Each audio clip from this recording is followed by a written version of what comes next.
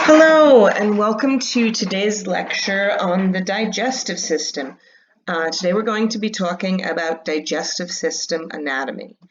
So when we think about the digestive system, we're looking at digesting and absorbing nutrients from the foods that we eat. And we're going to sort of work through this tube. Now, you've heard me say before, hopefully you remember, that humans are basically a big, complicated tube, and that our skin and all the outside stuff is on the outside. In the middle of that tube, the center of that tube, is the digestive system.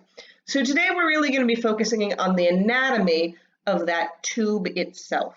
There's a lot of other things around it that we'll talk about as we go on, but today we're focusing on the tube.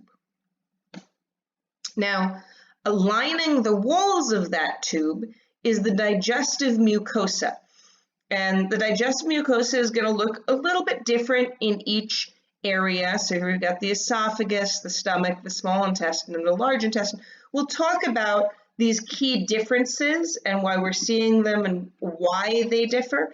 But there's a few things that we can sort of generalize, and it's important to understand the basic structure of this mucosa before we get into some of these key differences.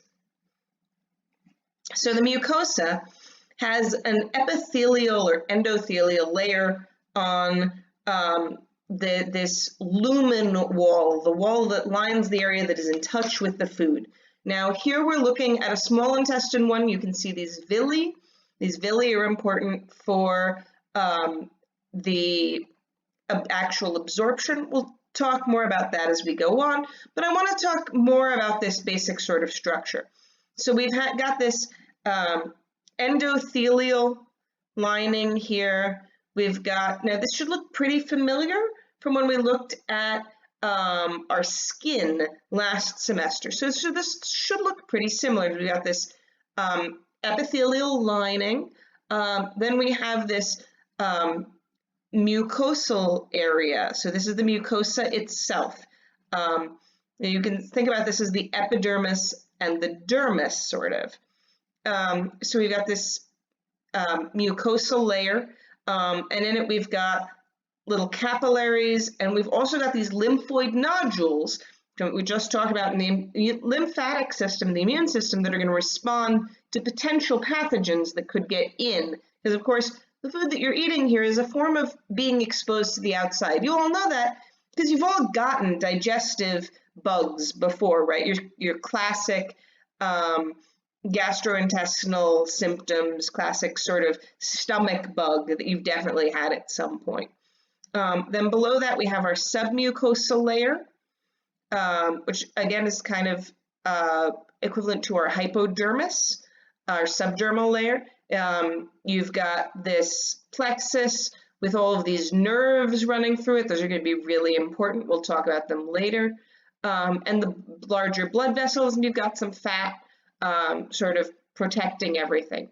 Then we get to the muscles here. So we have the muscularis externa, this muscular plexus. Well, we have this tiny little muscularis mucosa that actually moves the muscle itself. It's kind of a skin moving muscle, and that'll be important for moving stuff around, but these are the main muscles, the muscularis externa.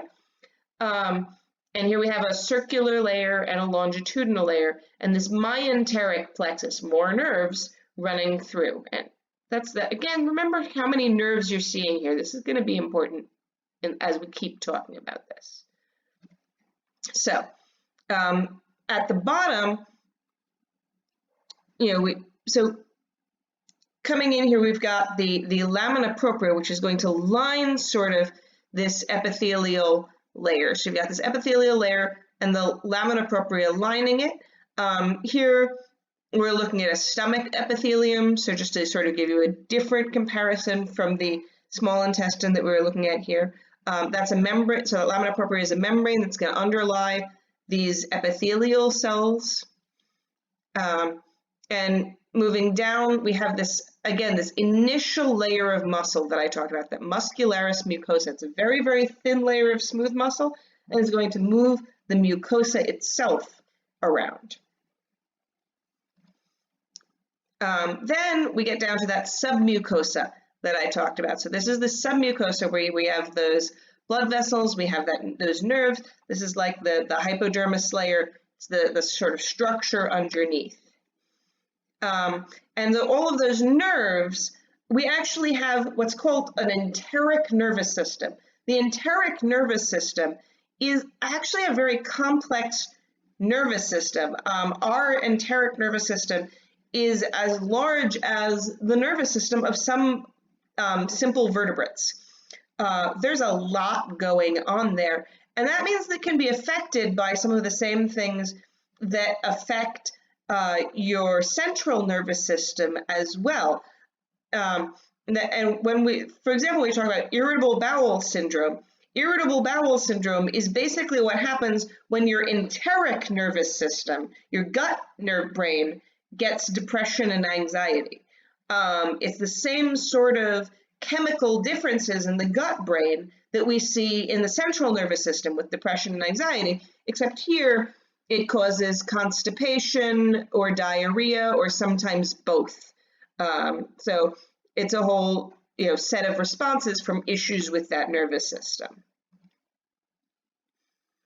And as we're talking about all that control, we have to come out here now to the muscularis externa. So these are the external muscle layers. We have the oblique muscle layer, the circular muscle layer, and the longitudinal muscle layer. So the circular muscle layer is going to go around in a circle. The longitudinal muscle layer is going to go along in the same direction that things are going, and the oblique muscle layer is going to go at an angle.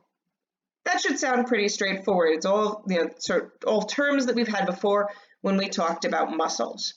And these together are going to allow the movement of food through your digestive system. And this movement happens with what's called peristalsis. So peristalsis is when these muscles contract in a rhythmic fashion to push food along. So it squeezes here at the beginning and pushes the food forward, and then squeezes just a little further along and pushes the food, squeezes just a little further along, pushes the food. So it's this alternating contraction, relaxation that allows the food to move. Now, these same muscles can also do segmentation, which is just contraction, relaxation, moving back and forth, mixing it all up. Kind of, if you think about if you stuck your hands into a vat of dough, right? If you're baking something, you stick your hands into a vat of dough and just squeeze it a bunch, you're going to mix it all up. That's what's happening here. So those are our muscles, and they're moving stuff along, and they're mixing it up. And this mixing is going to be really important for digestion, for allowing enzymes to mix up, to moving the food into smaller and smaller pieces, just blending it up. So that's our sort of the basic structure of all of those pieces. Now, before I get into sort of this length of tube where we're going to start up at the mouth and go all the way down, there's one more thing I want to talk about, and that's the peritoneum. The peritoneum is an organ, and I say it's an organ, it's not just a membrane. It's an organ because it has important endocrine function. This peritoneum actually is part of what sends the signals that say that your digestive system is stretched. And this is a membrane with an endocrine function that wraps around all of your other digestive organs, holding the organs in place, holding the nervous system together here. So this is an important organ for both structure and for the endocrine function of signaling what's going on with the stretch in different parts of the digestive system.